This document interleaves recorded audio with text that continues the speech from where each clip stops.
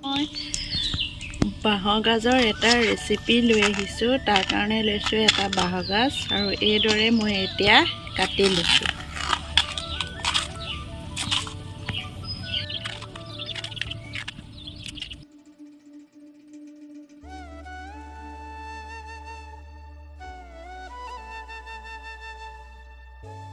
এতিয়া এনেকৈ সৰু সৰুকৈ কাটি লৈছোঁ।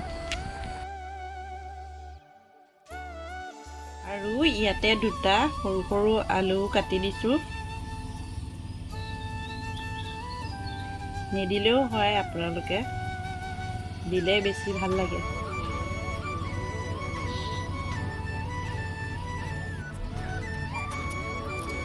গাজখিনিত অলপমান পানী দি আৰু বইল কৰি ল'ম।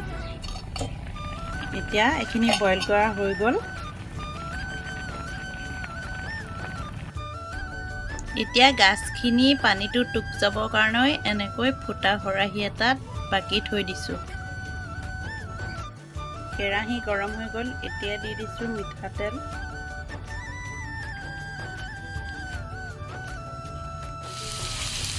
পিঁয়াজখিনি ভজা হৈ গ'ল। এতিয়া মই গাজখিনি এনেকৈ দি দিছোঁ।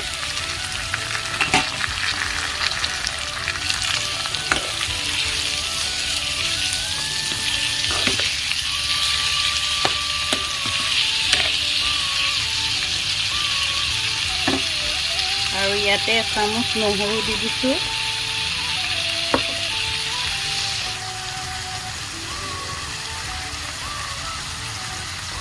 সোৱাদ অনুসৰি নিমখ দিছোঁ।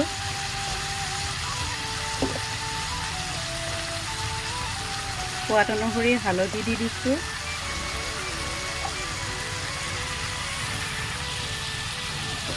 এতিয়া ভালকৈ এনেকৈ লৰাই দি দিছোঁ।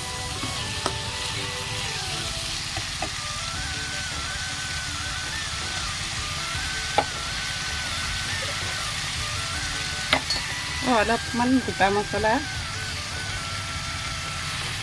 দি দিছোঁ।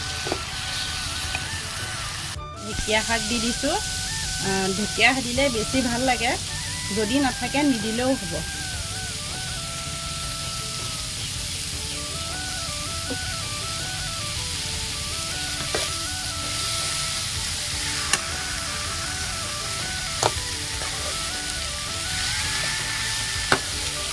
জ্বলা যদি বেছিকৈ খায়, জ্বলা বেছিকৈ দিব পাৰিব। আৰু আমি কম জ্বলা খাওঁ কাৰণে তেনেকৈ দিয়া হোৱা নাই।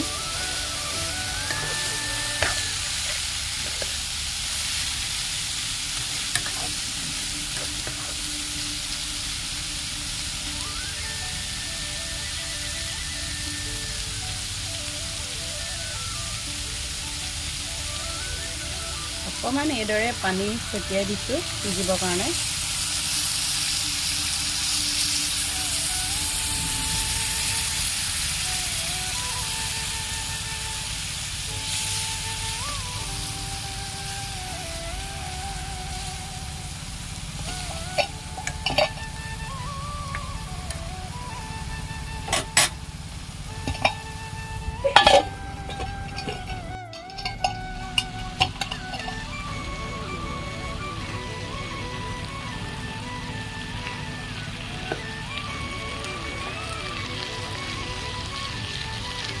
মোৰ বাঁহৰ গাজৰ ভাজি হৈ গ'ল। আৰু যদি ভাল লাগিছে লাইক, কমেণ্ট, ছাবস্ক্ৰাইব কৰি দিব।